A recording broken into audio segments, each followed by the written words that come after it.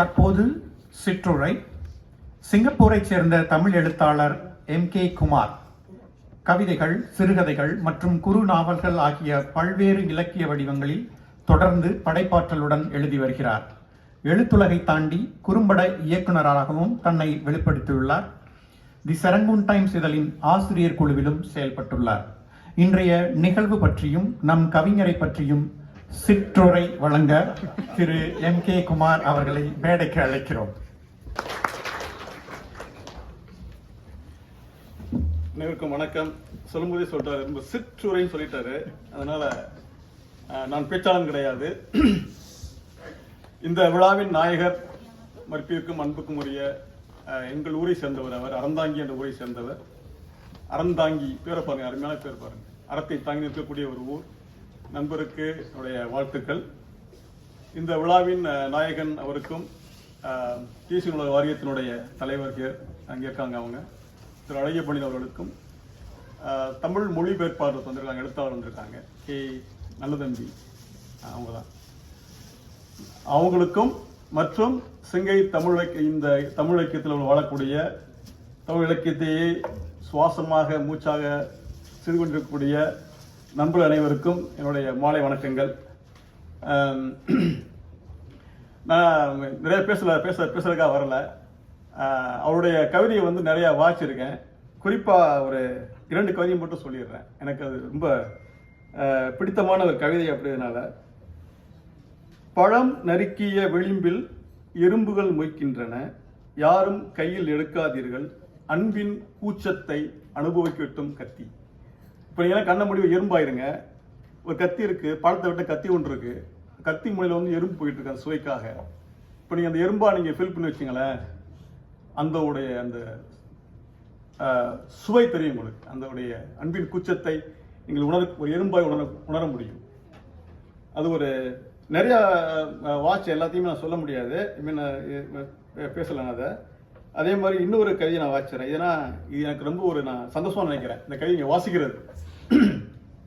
கடல் பார்த்தல் என்பது காலத்தின் நிர்வாணத்தை ரசிப்பது. அந்த பெருந்தவத்தின் உகந்த காலம் கடல் பார்த்தல் என்பது தொல்குடி மூதாதையின் மடித்துயிலல். அலை மடிப்புகள் கசங்கி விரியும் நீராளானது அவள் உடை.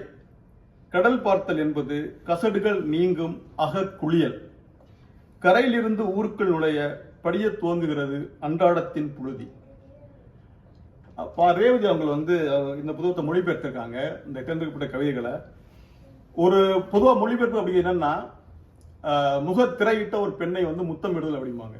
அது போன்ற ஒரு விஷயம். அது நீங்க அதை ரொம்பவும் நீங்க எடுத்துடக்கூடாது. அதே சமயம் அந்த சுவையை நீங்க கொண்டு வரணும் அந்த மொழிபெயர்ப்புல.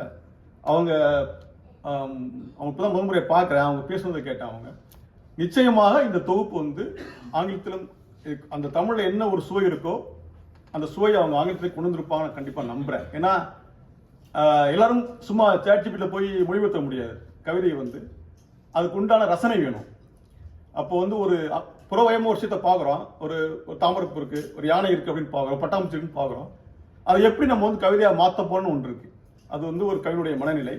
அவனோட கற்பனை சார்ந்து ஒரு உருவம் வருது, ஒரு கற்பனை வருது.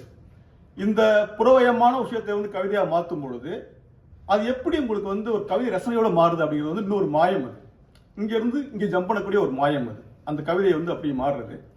அப்படி ஜம்ப் பண்ணாலும் கவிதை ரசனை ஆனாலும் அது அகவயமா உங்களை தூண்டணும். அட இது இப்படி இருக்கே, நல்லா இருக்கே அப்படி தூண்டும். இப்ப இந்த 4 ஸ்டெப்களை 4 படிகளையும் கடந்து போய் ஒரு கவிதை நின்னாதான் அந்த கவிதை சிறந்த கவிதை. இந்த கடைசி தெய்வாம்சம் சொல்லக்கூடிய ஒரு அகவயமான ஒரு தத்துவ உரையாடலை மனசுல கொண்டு வர்றது.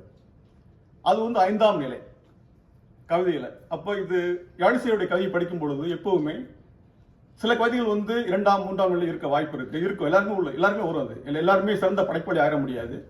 எல்லாருமே மணிரத்னம் மாதிரி எல்லா படமும் வெற்றி படம் ஆகாது இல்லையா? மணிரத்னத்துக்கு அந்த தொழில் உண்டு. அந்த மாதிரி ஒவ்வொரு கலையிலையும் எல்லாருமே சிறந்து விளங்க முடியாது. சில படைப்புகள் கொஞ்சம் கீழே இறங்கும், மேலே ஏறும். ஆனா யாழிசை மணியினுடைய பல கவிதைகள் அந்த 4ஆம் நிலை, அதாவது ஒரு புறவயமா கவிதை ரசனையை தாண்டி அகவயமா சொல்லக்கூடிய விஷயங்களை அவர் தொடர்ந்து வச்சுட்டே வர்றாரு. அது அவருடைய இலக்கிய பயணத்தினுடைய இந்த வாழ்வில் அவர் கவிஞர் அப்படிங்கிறது வந்துட்டு அவருக்கு வந்து ஞானபீடம் கிடைக்குதோ இல்லையோ அந்த 1 கோடி பரிசு அவருக்கு கிடைச்சி ஆகணும் அப்படின்னு நான் வேண்டிக்கிறேன். எல்லாரும் இந்த புத்தகத்தை வாங்குங்க.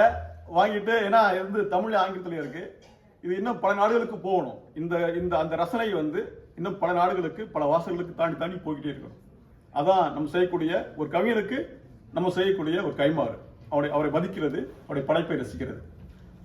இந்த நிகழ்ச்சியை முன்னெடுக்கும் என்னையும் அழைத்து, நடுவில் கொஞ்சம் பக்கத்தில் காணும், அது மாதிரி நான் எங்கேயோ ஒரு ஓரமாக இருப்பேன், திடீர்னு அவர் கூப்பிட்டு, பாண்டி அண்ணா வாங்கினேன் பழம் வாங்க அப்படின்னு கூப்பிடும்போது இசையோடைய ஒரு வரி இருக்கு, கவிஞர் இசையோடைய ஒரு வரி இருக்கு, இந்த பைத்தியத்தினுடைய டீயுடைய சுவை குன்றாது இருக்கட்டும் அப்படின்னு ஒன்று இருக்கு. ஒரு பைத்தியம் இருக்கா, டீ வாங்க பிடிக்க ஆசைப்பட்டிருக்கு, அந்த டீயை கையில் வச்சுட்டு இருக்கும்போது அந்த சுவை அந்த பைத்தியத்துக்கு வந்து அப்படியே குன்றாமல் அது இருந்துகிட்டே இருக்கணும் அப்படின்னு ஒரு கவிஞனா யோசிப்போம். ஒரு கவிஞனா ஒரு வரி இருக்கு. அந்த மாதிரி இலக்கியத்துக்கு வரும்பொழுது எங்கேயோ இருந்து திடீர்னு ஒரு உள்ள வரும்பொழுது அந்த சுவை இருக்கு பாருங்க, இலக்கியத்துடைய சுவை, அது இன்னும் அப்படி தூண்டுது.